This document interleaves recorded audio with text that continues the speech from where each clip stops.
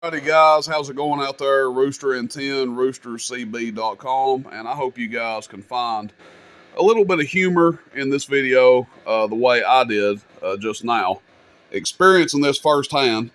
And obviously this is a D&A Phantom. I was getting ready to do a video on it, put it up for sale. It's one I got in on trade. Some guys I do business with traded it to me. It's a 10 tube, 4 driving 6, and I was about to test it and show the output and everything of it. And I'll just tell you guys, Phantoms are normally on my do not buy list. They're on what I call my ban list. I've got a list of amplifiers, radios, and radio related stuff that I just absolutely won't buy. And maybe I'll start covering some of those in videos. But anyway, whatever. I got these at a good deal. Took them in on trade. And good guys I was doing business with. I didn't even care if they had weak tubes in them or whatever. I didn't ask. They didn't say. So it's really no big deal to me. I got 2 of them. And anyway, we were getting ready to test this one. And if you don't know anything about a Phantom, they only need about 25 or 30 watts of PEP drive. That's really about all they need. Super kind of low drive amp because you've got 4 tubes pushing 6. So it don't take a lot of drive. Well, in comes my RFX 29.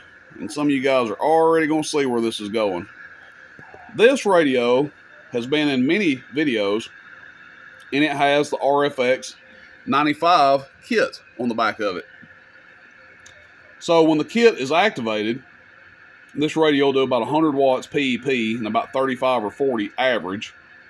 And when the kit is off, it does about 7 watts average and about 30 PEP. Well, that would be perfect for the D&A Phantom sitting over here. Well, here comes the problem.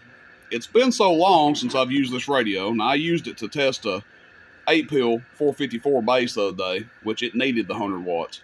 It's been a while since I'd used it until then and until now, and I forgot how we had the controls laid out. I'll show you guys here. I know that's bright. Let's see. The bright and dim is still working, so I know what that does. But for whatever reason, I thought the channel 9 switch was our on and off switch for the RFX. Nope.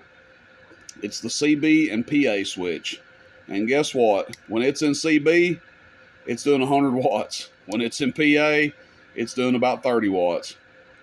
I'll give you guys one guess where I tuned this Phantom up at, what position it was in. Now, that being said, the Phantom had weak tubes in it to begin with, okay? I was putting 100 watts into this thing, and it was hell getting it to do 600 watts PEP.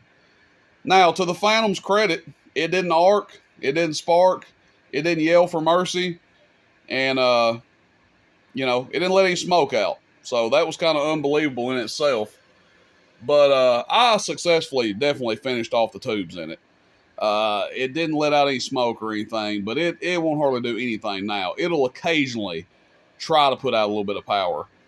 But I would say that without a doubt, I flattened the tubes in it. So that being said, it's going to be sold, no tubes, and there you go. So we'll list it up with no tubes in it and hook somebody up with still a decent deal. Like I said, I kind of got in these right. I did some trading with some guys, and like I said, I wasn't too worried about it having flat tubes in it. It definitely has flat tubes now, but like I said, they were weak anyway. 100 watts in, and it was hell for it to do 600 watts out. So I'm convinced it was weak. And this goes to all those people out there that I used to hear back in the day when I was coming up that said, oh, you can hit your Phantom with a Texas Star modulator. You can hit your Phantom with a JB 150. All right, y'all are smoking crack. A Phantom does not need a Texas Star modulator to hit it. A Phantom does not need a JB 150 to hit it.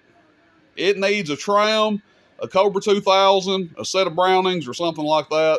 Let it do what it does, 800, 900 watts, PEP. They're not made to do freaking 17, 1800 watts, 1500 watts, like some people say. They're like 1,000 watt amp tops. So, if anybody ever tells you that, that's some, just extra information for you.